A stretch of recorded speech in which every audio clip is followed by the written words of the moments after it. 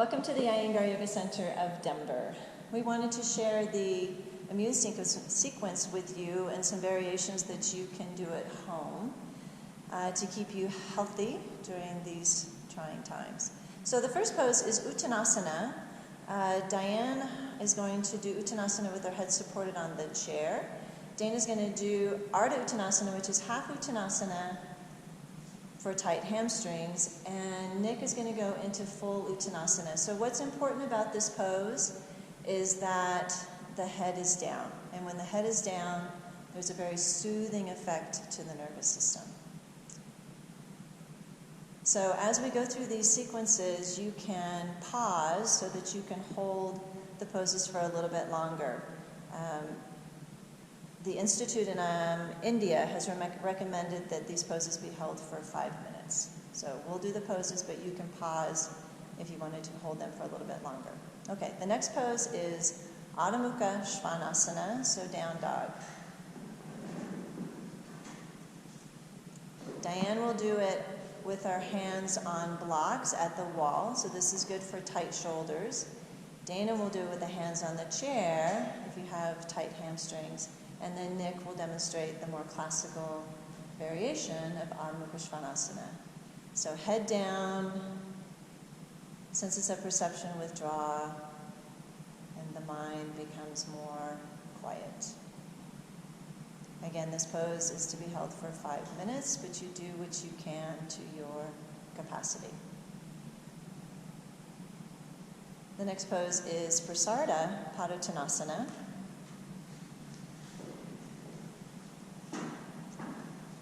So Dana will do it with the support of the chair. Diane will do the classical Prasarda Padottanasana with the head on the floor, and Nick will do the pose with the head supported. So again, in this pose, it's important that the head is supported to soothe the nervous system. So you can come in to Prasarda Padottanasana. So I'm not talking about a lot of alignment in these poses. Most of you know the alignment, just to give you some variations that you can do on your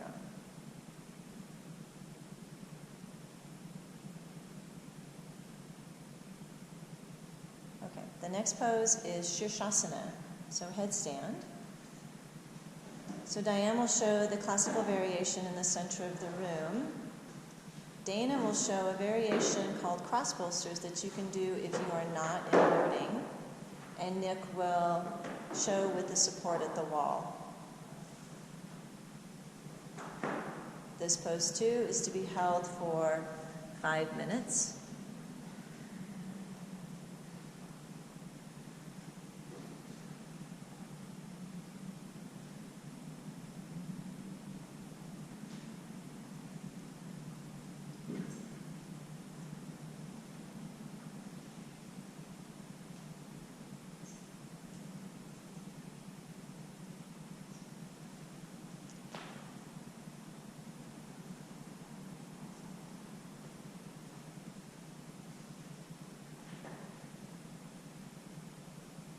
So now we start to move into poses that start to stimulate the immune system.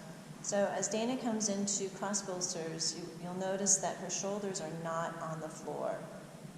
That is cross bolsters. If it was Setu Bandha, then the shoulders would be on the floor. So this pose, again, is for 5 minutes. If you're comfortable with the variations in Shirshasana, then you can do the variations, which would be, and let's go ahead and do that, Parshva Shirshasana, where you turn to the right, come back to the center, turn to the left, so a little twisting, and then come back to the center. Upavishta Konasana, take the legs wide, and then a Baddha Konasana, bring the soles of the feet together.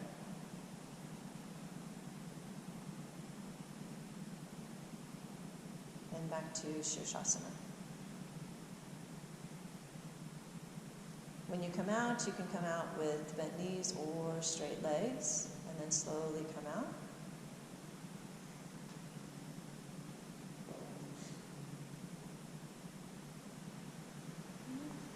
you rest for a moment with your head down until the head stops spinning. And then the next pose is Dvipada Viparidandasana. So over the chair, now if you don't have a chair, you can use a bolster just underneath the upper back, just to get the opening of the top chest. So Diane and Nick will show the more classical variation of Dvipada Viparidandasana. Dana will show a Setubandha Sarvangasana. And notice the difference in her bolsters. So Diane is using just the sticky mat on the chair, and Nick is using the blanket to give a little bit more support to the back.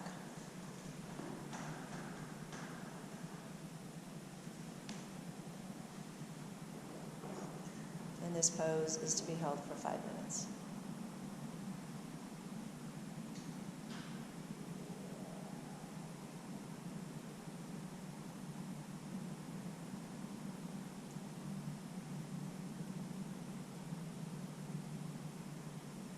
And then the next pose is Salamba Sarvangasana.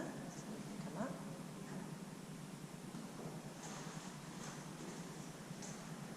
So it's Salamba Sarvangasana with variations. So Diane is going to set up in a classical Salamba Sarvangasana. Dana will set up in Setubandha Sarvangasana, and those of you who are not inverting. And Nick will use the wall for his Salamba Sarvangasana.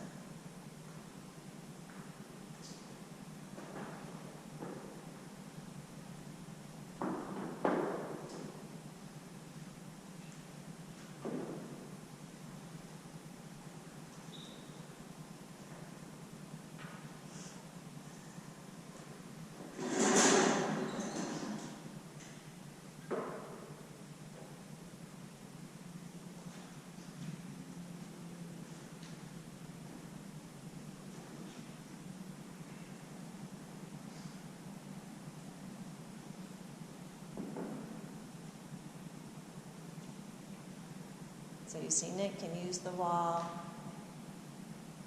to support his feet and then come up, but if he gets tired, then he can take his feet back to the wall. So holding Salamba Sarvangasana for 5 minutes. If it gets fatiguing, then keep the feet at the wall. So Salamba Sarvangasana is the mother of all poses, so nurturing all the systems of the body. So Salamba Sarvangasana for 5 minutes. Then there's variations, which is called the Sarvangasana cycle. First one would be Karni Pidasana, where you bend the knees, take the knees towards the ears. So Diane will do more of the classical, and Nick will rest his tops of his feet on the chair.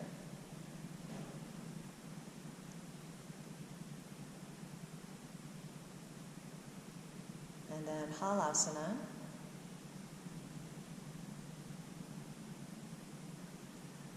And back to Salamba Sarvangasana. And now Ekapada Sarvangasana. So extend the right leg down. And Sarvangasana. And the other side. So the variations can be held from anywhere from 30 seconds to a minute. Sarvangasana.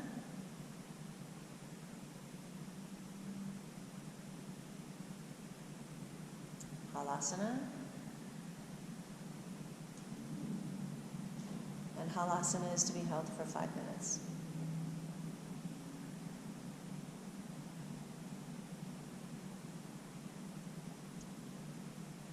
And now the next pose is Viparita Karani.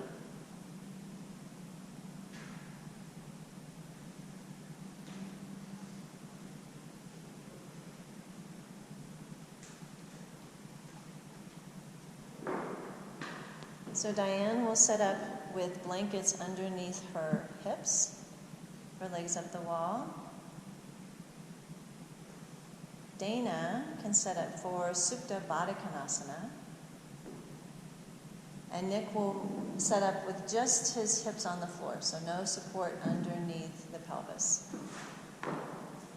The way Diane is setting up is more of an inversion, so you're going to get the benefits of the inversion. But sometimes it can be difficult to get your hips up on the blanket. So if that's the case, then you can do what Nick's doing without the height. And then Dana's going to do Supta Baddha Konasana.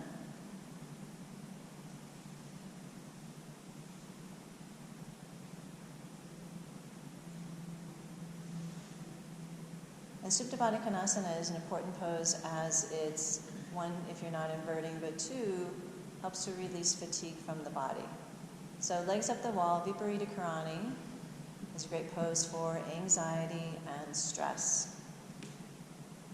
And this pose too is to be done for 5 minutes.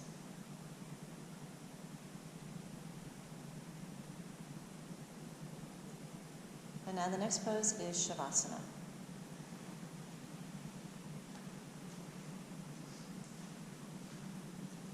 Again, Diane will show the classical variation of Shirshasana, just a head under, or a blanket underneath her head.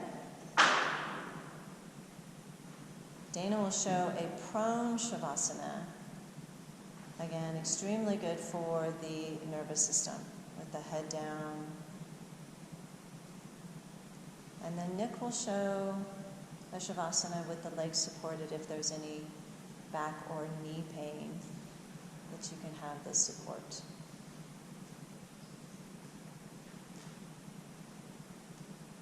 So in Shavasana, it's important to relax completely and relax deeply. Let all the senses of perception withdraw and the mind becomes quiet.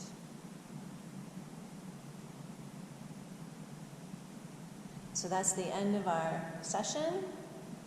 I hope that you find value in the sequence and the variations of the sequence.